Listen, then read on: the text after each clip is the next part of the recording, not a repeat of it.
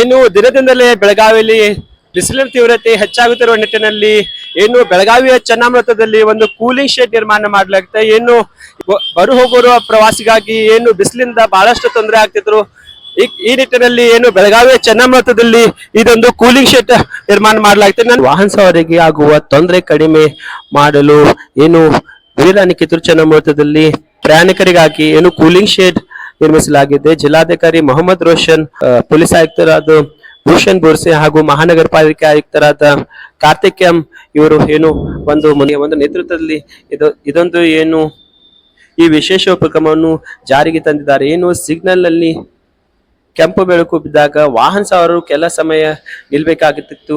ಈ ನಿಟ್ಟಿನಲ್ಲಿ ಏನು ತಲೆಯ ಮೇಲೆ ತೀವ್ರ ಬಿಸಿಲು ಇರುವುದರಿಂದ ಏನು ಸವಾರಿಗೆ ತೊಂದರೆ ಆಗುತ್ತಿತ್ತು. ಇದನ್ನು ಗಮನದಲ್ಲಿಟ್ಟುಕೊಂಡ ಏನು ಒಂದು ಕೂಲಿ ಶೇಡವನ್ನು ವಾಹನ ಸವಾರರಿಗೆ ಪರಿಹಾರವನ್ನು ನೀಡಲು ಏನು ನಿರ್ಮಿಸಲಾಗಿದೆ. ಈ ಹಿಂದೆ ವಿಜಯಪುರದಲ್ಲಿ ಕೂಡ ಇದೇ ರೀತಿ ಕೂಲಿಂಗ್ ಶೆಡ್ಗಳು ನಿರ್ಮಿಸಲಾಗಿದೆ. ಹೀಗಾಗಿ ಅದೇ ಮಾದರಿಯಲ್ಲಿ ಈಗ ಬೆಳಗಾವಿಯಲ್ಲಿ ಕೂಡ ಈ ಯೋಜನೆ ಜಾರಿಗೆ ತರಲಾಗಿದೆ.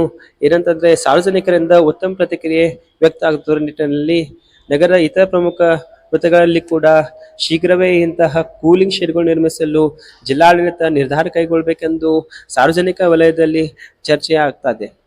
ವೀಕ್ಷಕರೇ, ಇದಿಷ್ಟು ಏನಂತಂದ್ರೆ ಬೆಳಗಾವಿಯಲ್ಲಿ ದಿನದಿಂದಲೇ ಹೆಚ್ಚಾಗುತ್ತಿರುವ ಬಿಸಿಲಿಂದ ತಪ್ಪಿಸಿಕೊಳ್ಳಲು ಏನು ಪ್ರವಾಸಿಗರಿಗೆ ಇದೊಂದು ಕೂಲಿಂಗ್ ಶೆಡ್ ನಿರ್ಮಿಸಲಾಗಿದೆ. Point news bureau.